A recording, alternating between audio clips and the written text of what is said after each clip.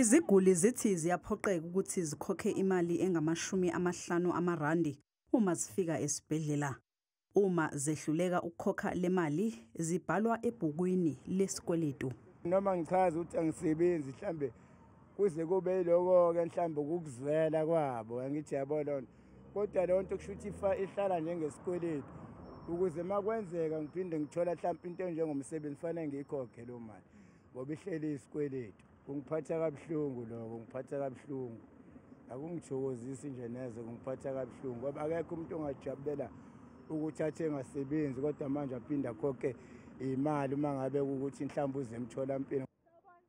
Umnyango wezempilo uthi ukukhokhiswa kwabantu le mali ngeminye yemigomo wokusebenza kwezibhedlela. Uziphikile izinsolo ezithi uma umuntu engakwazi ukukhokha le mali kuthathwa impahla yakhe kubanjiswe ngayo. Ngokusho komnyango akukhokhiswa wonke umuntu. Kuya ngokuthi umuntu unayo yini imali noma akanayo. Abanye ke bayelashwa mahala.